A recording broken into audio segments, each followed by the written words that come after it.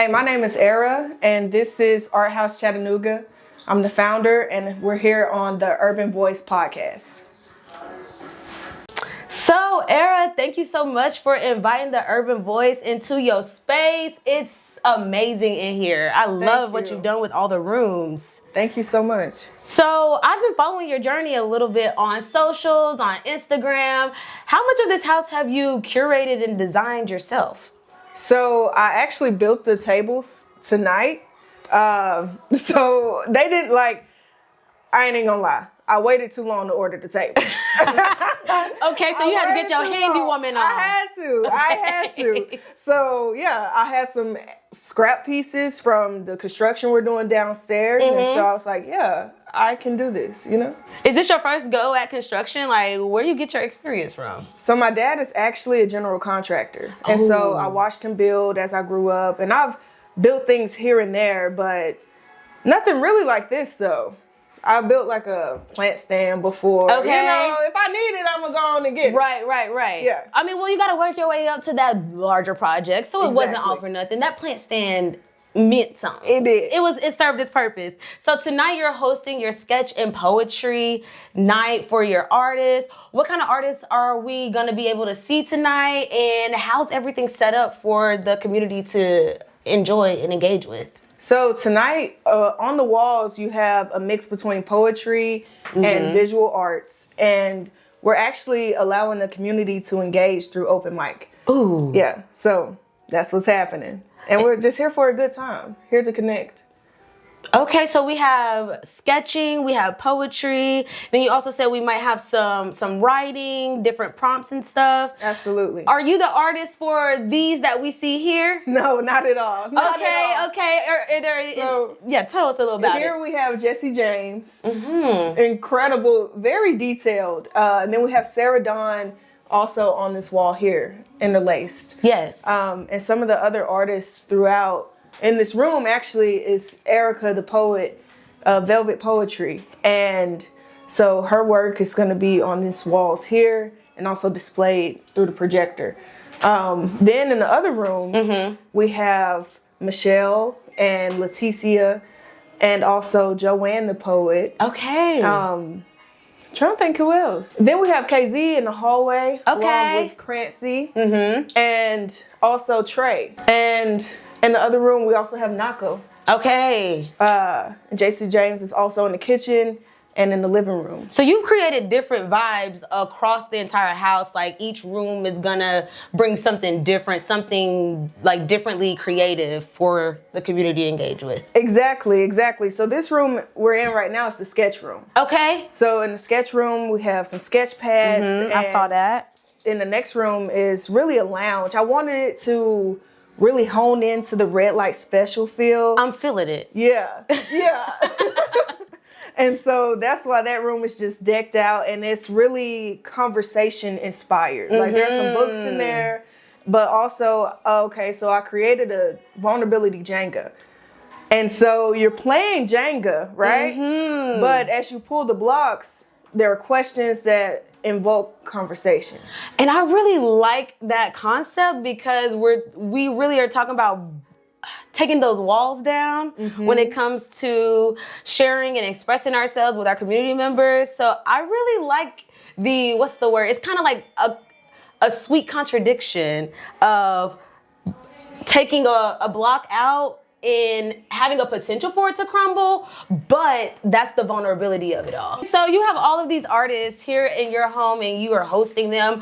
What's your main form of artistry? Like, what are the ones that you're most comfortable with? Which areas are you breaking into? So I'm a writer. Okay. Yeah, so last year I wrote a book called Ask God. And so I wrote 300 things to ask God for. And in hopes in inspiring other people to do the same. Because actually this whole art house and this idea is a manifestation of that, you know? So I'm passionate about that, but I want to dive deeper into like autobiographies and biographies for creatives. That's still something I'm playing around with, but that's what I want to do. I'm so glad you mentioned that because I really wanted to talk about how I was doing a little bit of reading. Okay. And I saw how you mentioned that Art House CHA is a manifestation of your book that is titled Ask God, and it's on Amazon. Yes. Where else can they find it? With me.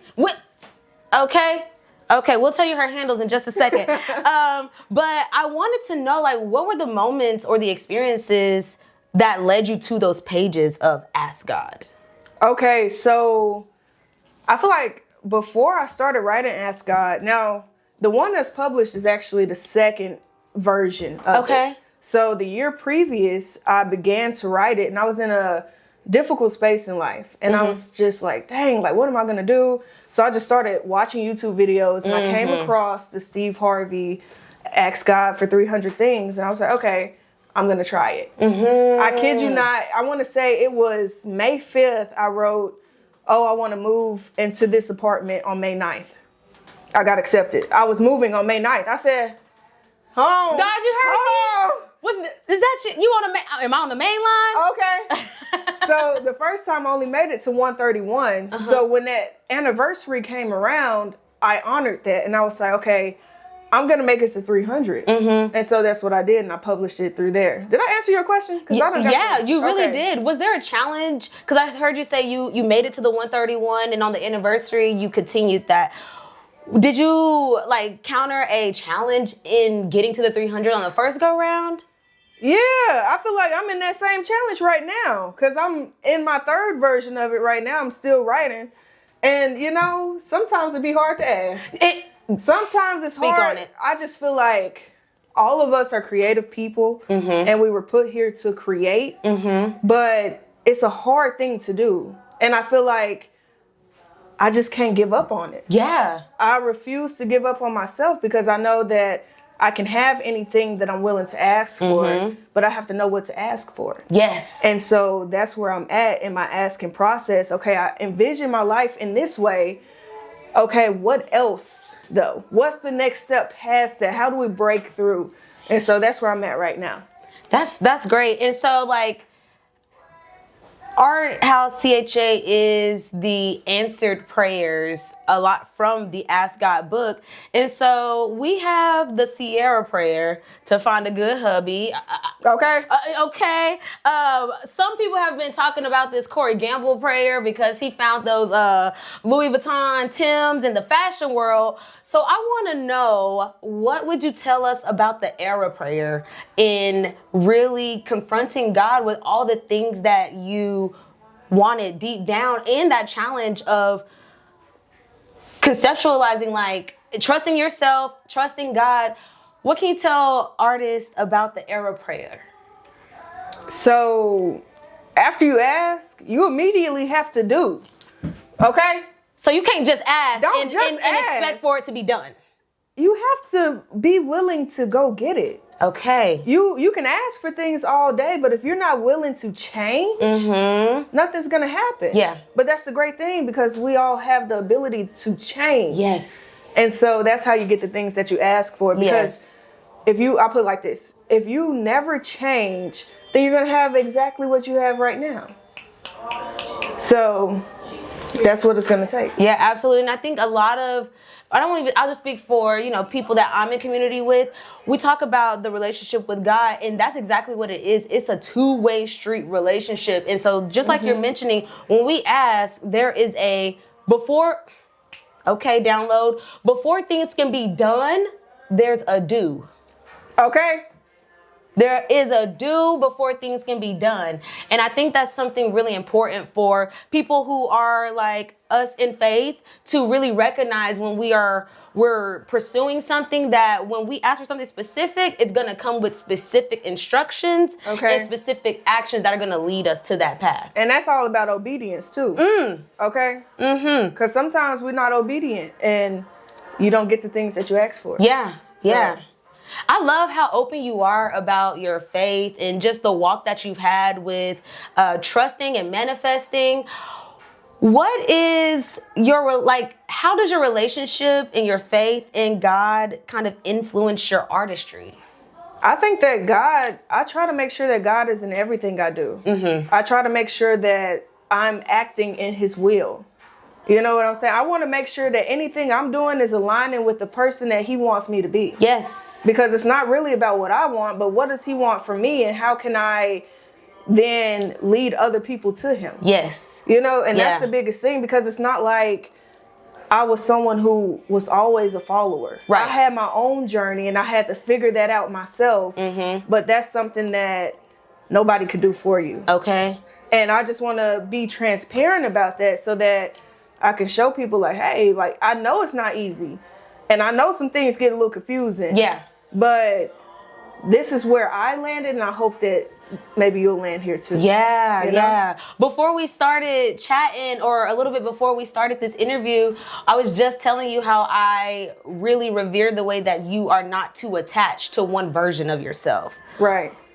Do you have a secret of letting go? Like, what does that kind of look like? The process looks quick, but I'm sure it's something you had to work up to. What's that process that goes on before you're like, I'm done with this version, and it's time to pursue a new version, a better version, the version that's in will and aligned with what God is calling me to be?